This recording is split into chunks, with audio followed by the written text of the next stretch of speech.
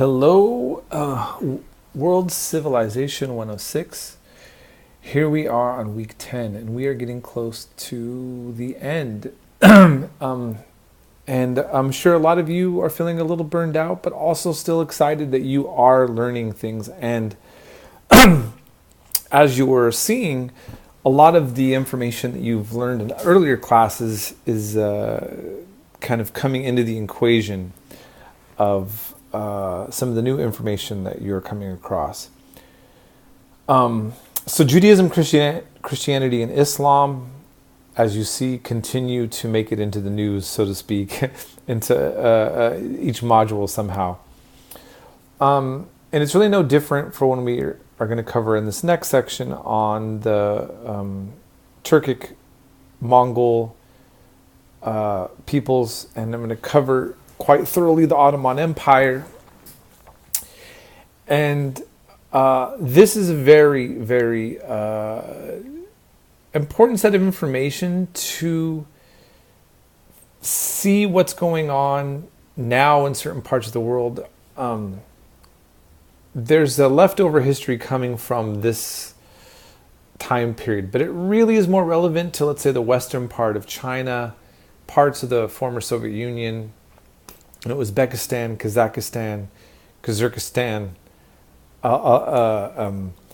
and Turkey, and so forth. So you may not, unless you're living in a different part of the world or you're specializing in knowledge, this part we don't really get covered as much in the West. But it's a really important part to know. And at one point in time, as I discuss, the Ottoman Empire was like the Soviet Union, or basically another world power in which the West had to contend with in some way, often sometimes even collaborated with on certain things.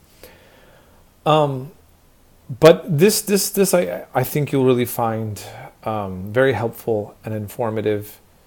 I want to clarify one thing, and then I'm not going to make this video too long. I cover Sikhism in this come the end. The Sikh religion, or Sikh, I think is pronounced more like that, but it's often heard as Sikh. And so I'm not going to give you the whole, I'm not going to recap, I'm not going to tell you the lecture is mainly correct. But I had a student express some concern about certain things that I mentioned. He said that basically what I mentioned is, true to what the books say, but he feels that sometimes there's some nuance and there's some clarification that are often overlooked inside of Western textbooks about his religion that he wanted to clarify with me. So I just thought that I would mention what he said. If any of you who are my students now are from this ethnic background and religious background, well, I mean, it's religion, it's not ethnicity, but most of the Sikhs are Punjabi, okay? And so if you agree with what he said, or you want to add some clarifications, feel free to leave it in this comment section here, because I definitely want to represent the religion properly.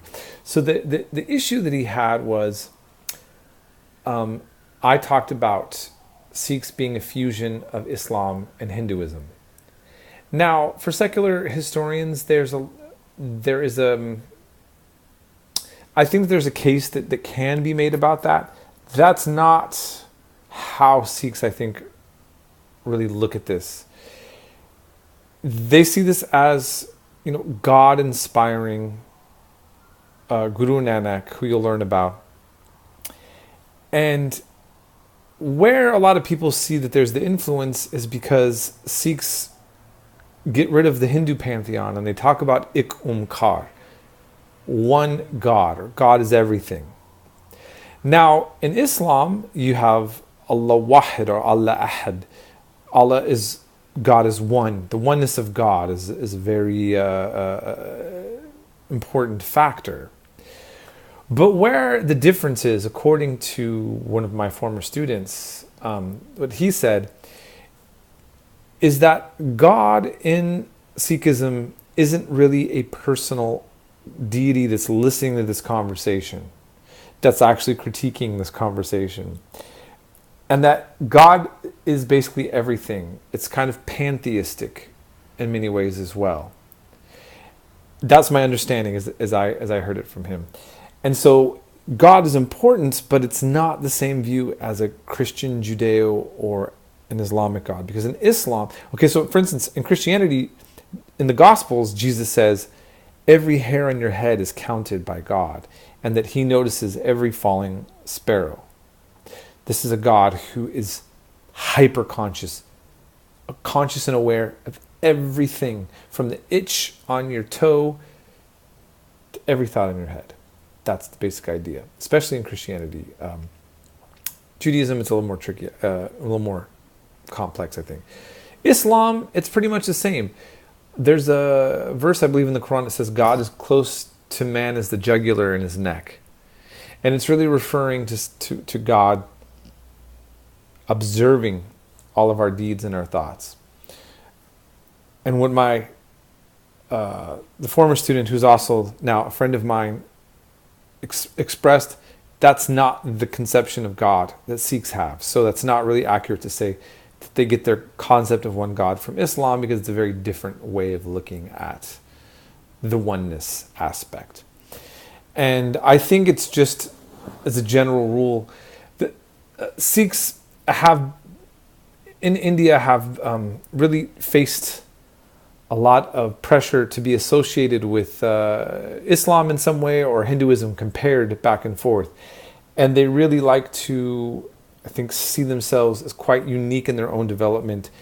And of course, from a metaphysical point of view, that it really just emerges from the source. That's the Sikh conception. But I think it's fair to say, from a secular historical point of view, one can look at the religions that were around and see where certain ideas may have come from. In any case, like I said, if anyone has a kind of set of some feedback on that thought, feel free to let me know. In any case, I hope that you enjoy learning in this section, and ask me any other question, or talk to me if you need anything. And have a great week.